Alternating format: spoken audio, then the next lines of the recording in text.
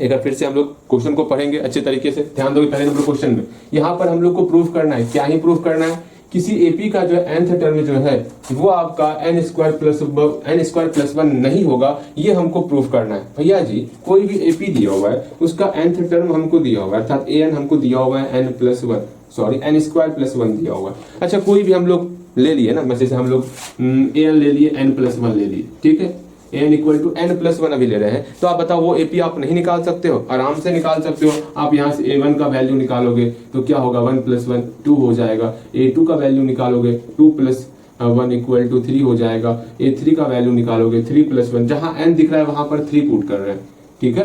an में n का value 1 put किए तो जहां जहां n था वहां 1 पुट कर दिए। इस an equal to n plus 1 में n का वैल्यू 2 पुट कर रहे हैं, जहां जहां 2 रहेगा वहां वहां हम लोग 2 पुट कर लेंगे।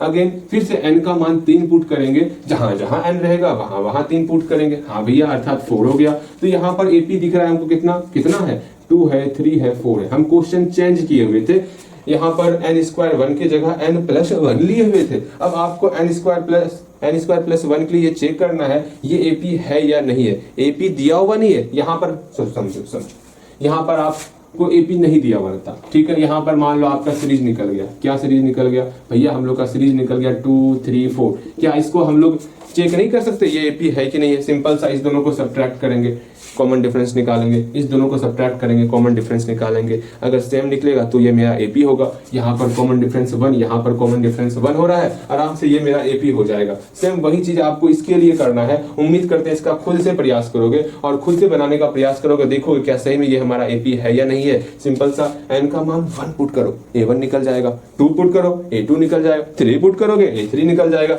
इस प्रकार आप a1 a2 a3 निकाल करके आराम से सीरीज निकलेगा। सीरीज को चेक करोगे इसका कॉमन डिफरेंस सेम है या नहीं है। जब कॉमन डिफरेंस सेम हो जाएगा तो एपी होगा, अगर कॉमन डिफरेंस सेम ना हुआ तो एपी ना होगा। भैया समझ में आ गया? अभी तुरंत बनावट है, बिल्कुल आप बनाओगे, कहीं कोई समस्या होगा तो पूछना है आपको, ठीक है। हम भी बनाते हैं, हम मिलाएंगे, बनाएंगे नहीं हम मिलाएंगे। आप उम्मीद करते हैं आप बना लिए होगे। यहाँ देखो, यहाँ दिया हुआ है हियर गिवन डेट हमको दिया हुआ है, क्या दिया हुआ है, एन टर्म हमको दिया हुआ है। अच्छे से लिखना, छोटा छोटा ना लिखते। गिवन डेट क्या दिया हुआ है हमको, an दिया हुआ है। कितना an दिया हुआ है भैया हमको, n स्क्वायर प्लस 1 दिया हुआ है। सिंपल सा n का वैल्यू बारी बारी से पुट करेंगे। सो ये देयरफॉर a1 क्या हो जाएगा बताना है, a2 क्या होगा बताना है, a3 क्या होगा बताना है। आपको और निकालना है, निकाल सकते हो। कम से कम आपको 3 टर्म निकालना ही होगा एपी चेक करने के लिए। ओके भैया हम निकाला, देखते हैं a1 का वैल्यू, जहां n दिख रहा है वहां पर 1 पुट कर लिए तो मेरा 2 हो गया। जहां n दिख रहा है वहां पर 2 पुट कर लिए, मेरा 5 हो गया। कैसे 5 हुआ, 2 2 जा 4, 4 प्लस 1। लो मैं अच्छे से डिनोट कर देता हूँ कैसे 5 हो रहा है। जहां n दिख रहा है वहां 3 पुट कर दिए, सिंपल सा कितना हो गया, 9 प्लस 1 मेरा 10 निकल गया। अब आराम से हम लोग का सीरीज निकल चुका है। भैया सीरीज क्या निकला है, देयरफॉर सीरीज क्या निकल गया, 2 है, 5 है और 10 है। इस तरह मेरा सीरीज निकल गया। सिंपल से हम लोग कॉमन डिफरेंस निकालेंगे। सो कॉमन डिफरेंस क्या होगा, d1 इक्वल टू, भैया जी निकालते हैं ना, कॉमन डिफरेंस क्या होगा, d1 equal to 5 minus 2 equal to 3 निकल गया, and d2 equal to 10 minus 5 equal to 5 निकल गया। यहाँ पर कॉमन डिफरेंस सेम नहीं है। Here common difference is not same, therefore hence